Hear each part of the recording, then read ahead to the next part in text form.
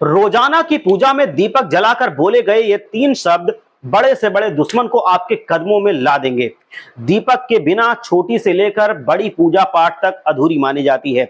दीपक एकमात्र ऐसा जरिया है जिससे आप अपने इष्ट तक अपनी बात पहुंचाने का रास्ता निकाल सकते हैं। अगर आप दीपक जलाते हैं तो साधारण तरीके से ही जलाएं। और मैं आपको यहां पर बताने वाला हूं जादुई चमत्कारी दीपक जलाने का एक अद्भुत तरीका, जिससे आपकी पूजा तो सफल होगी ही, आपकी इच्छा भी पूरी हो जाएगी। बस दीपक जलाते समय ये तीन शब्द आपको बोलने हैं। दो दीपक खासतौर पर प्रत्येक घर में जलाया जाता है। ये अलग बात है कि कुछ लोग घर में एक तो कुछ लोग दो या कुछ लोग तीन दीपक जलाते हैं। ये अपनी श्रद्धा पर निर्भर करता है। परंतु आपको मैं बता दूं कि शास्त्रों के अनुसार कम से कम तीन दीपक प्रतिदिन अवश्य जलाना चाहिए। तीन दीपकों से फायदा तो होगा ही और आपकी पूजा भी स्वीकार होती है। घर में नकारात्मक शक्ति नहीं आती है, घर में धन की कमी नहीं होती है। अब मैं तीन दीपक आपको जलाने कहाँ है वो बताने जा रहा हूं, बहुत ध्यान से सुन लीजिए। पहला दीपक आप पूजा के मंदिर में जलाइए, ये सुबह शाम दोनों समय जलाना है। और दूसरा जो दीपक है वो तुलसी मैया के चरणों में, यानी कि तुलसी माँ जहां पर हो उनके गमले के पास रखना है, वहां पर आपको जलाना है। इससे घर में धन संपदा बढ़ती है। तीसरा दीपक घर के मुख्य द्वार पर, यानी कि चौखट के बाहर देहली पर आपको जलाना है। दीपक तेल का ही होना चाहिए। बाकी के जो दीपक हैं, दो दीपक आपने घर के मंदिर में और तुलसी जी के पास जो लगाया है वो आप घी का जलाइए।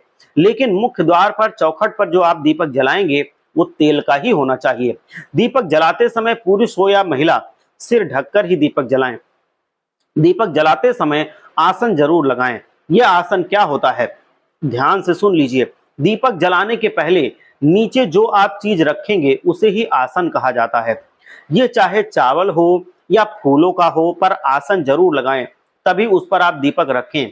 आप अन्य प्रकार के अनाजों को भी रख सकते हैं, कुछ भी आप लगाएं, लेकिन लगाएं जरूर, नहीं तो आपको फल नहीं मिलेगा। आप पत्तों का आसन लगा सकते हैं, लेकिन आपका आसन दीपक के नीचे लगाना अनिवार्य होता है, तभी भगवान उस पूजा में जलाए गए दीपक को स्वीकार करते हैं और आपकी बात वो सुनते हैं। और अब दोस्तों, माँ भगवती, माँ दुर्गा या अन्य माता रानी की अगर आप पूजा करते हैं तो तिल के तेल का दीपक जलाइए। इसमें रुई की बाती का प्रयोग नहीं करें, बल्कि मौली या लाल रंग के धागे की लंबी बाती बनाकर उसका प्रयोग किया जाता है। ये पूजा सबसे उत्तम और शीघ्र सफल होने वाली पूजा है। इसलिए आप ज्यादातर इस चीज का ध्यान रखें कि जब भी आप किसी माता रानी की पूजा करें तो वहां रुई की बाती की जगह पर आप लाल धागे की लंबी बाती बना लें और फिर मौली की बाती बनाकर दीपक जलाएं। अगर आप साधारण पूजा करते हैं तो दीपक में गाय के घी का प्रयोग करें।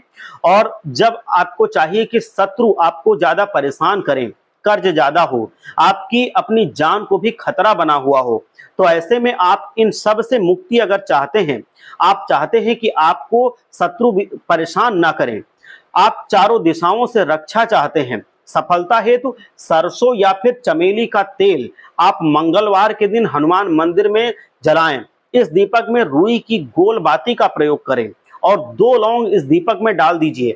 ध्यान से सुनिएगा कि मंगलवार के दिन हनुमान जी के मंदिर में आपको दीपक जलाना है और रुई जो है उसकी गोल बाती बनानी है और दीपक के अंदर 2 लौंग आपको जरूर डाल देना है। दीपक जलाते समय ये शब्द आपको बोलना है, ध्यान से सुनिएगा, या फिर कहीं आप इसको लिख लीजिएगा।